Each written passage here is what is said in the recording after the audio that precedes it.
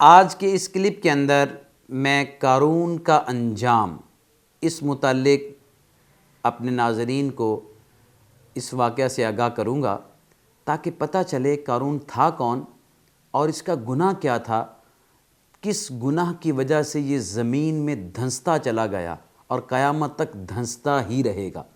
آئیے سنتے ہیں۔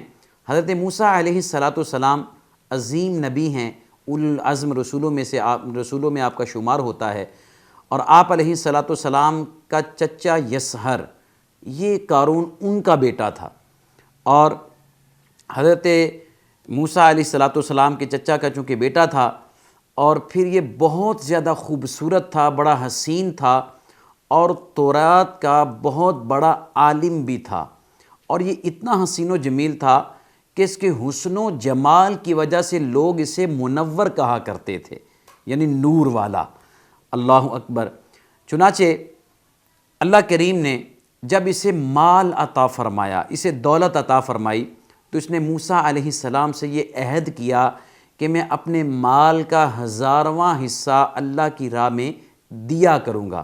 جب اللہ کریم نے اسے بہت سارے مال و دولت سے نوازا، اللہ نے اسے امیر و کبیر کر دیا، بہت زیادہ دولت سے نوازا، اس کی بدبختی شروع ہو گئی اور اس نے ہیلے بہانے شروع کر دیے۔ جب اس نے حساب کتاب لگایا کہ میرا اتنا بڑا سرمایہ ہے، اتنی بڑی میری جائیداد ہے، اتنا مال و دولت ہے میرے پاس، جب اس نے حساب کتاب کیا تو یہ حیران رہ گیا کہ میری اتنی زکوٰۃ بنتی ہے۔ روایت میں ہے کہ اس کے اتنے خزانے تھے کہ 70 اونٹوں پر اس کے خزانوں کی چابیاں لادی جاتی تھیں، اتنا بڑا خزانہ اس کے پاس تھا۔ جب اس نے حساب کتاب کیا تو اس کی نیت میں فتور آ گیا اور اس نے زکوٰۃ کا انکار کر دیا۔ جب زکوٰۃ کا انکار کیا، موسیٰ علیہ السلام نے اسے سمجھایا، لیکن بدبختی غالب آئی۔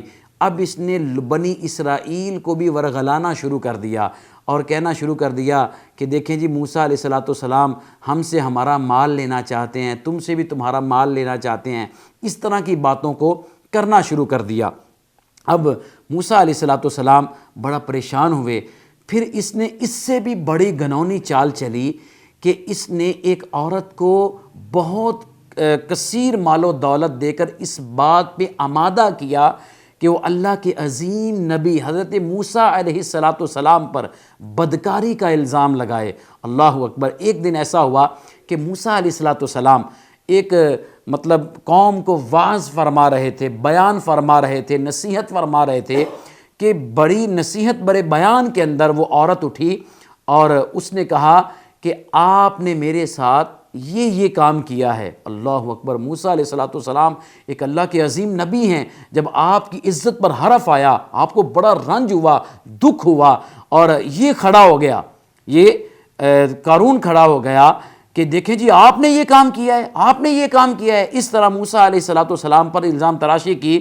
موسیٰ علیہ السلام نے اس عورت سے فرمایا کہ تجھے اس پالنے والے کی قسم ہے جو تمام جہانوں کا پالنے والا ہے، اور کیا میں نے تیرے ساتھ ایسا کیا ہے؟ جب آپ نے اس طرح کو اس کو واسطہ دیا، وہ نبوت کے رعب سے، نبوت کے جلال سے تھر تھر کانپنے لگی، اور اس نے یہ کہنا شروع کر دیا، حضرت اس قارون نے مجھے بہت سارا مال و دولت دے کر اس بات پر آمادہ کیا تھا کہ میں آپ پر بدکاری کا الزام لگاؤں، آپ نے میرے ساتھ کوئی ایسا کام نہیں کیا، یہ تو قارون نے مجھے تیار کیا آپ کے لیے۔ اللہ اکبر۔ حضرت موسیٰ علیہ السلام سجدے میں گر گئے اور اللہ کی بارگاہ میں رو رو کر دعا کی کہ مولا، تو نے میری عزت رکھی، اب تو اس قارون پر اپنا قہر و غضب نازل فرما کہ اس نے اتنی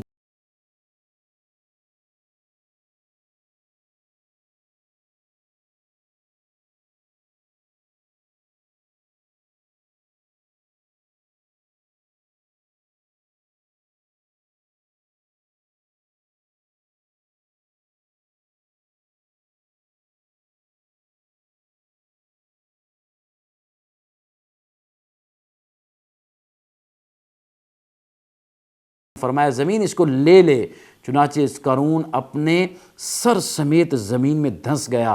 چنانچہ جو قارون کے ساتھ اس کے 2 ساتھی تھے، ان بد نصیبوں نے، خبیثوں نے یہ کہنا شروع کر دیا کہ موسیٰ علیہ السلام نے قارون کو اس لیے زمین میں دھنسایا ہے کہ اس کے سارے مال دولت پر قبضہ کر لیں اور اس پر خود حاکم بن جائیں۔ موسیٰ علیہ السلام نے اللہ کی بارگاہ میں عرض کی، مولا اس کا مال بھی اس کے ساتھ ہی دھنس جائے۔ چنانچہ قارون کے ساتھ اس کا مال بھی زمین میں دھنسا دیا گیا۔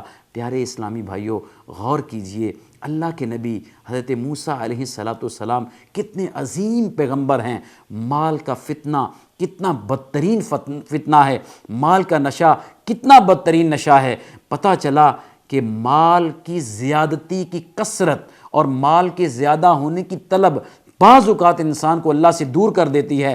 آج کل جو مسلمان زکوٰۃ نہیں دیتے، جن کو اللہ نے بہت نوازا ہے، بہت دیا ہے، لیکن زکوٰۃ دیتے وقت انہیں موت نظر آتی ہے، انہیں مطلب بوجھ محسوس ہوتا ہے، انہیں بھاری محسوس ہوتا ہے اللہ کی راہ میں مال نکالنا۔ تو ان کو یہ سوچنا چاہیے کہیں ایسا تو نہیں کہ یہ مال قیامت والے دن ہمیں بھی نہ پھنسا دے۔ تو ہم نے دیکھا کہ زکوٰۃ کا انکار کرنے پر قارون کی ہلاکت شروع ہو گئی، اور اس نے مال کی محبت میں اللہ کے عظیم نبی پر الزام لگانے کے لیے ایک عورت کو تیار کر لیا۔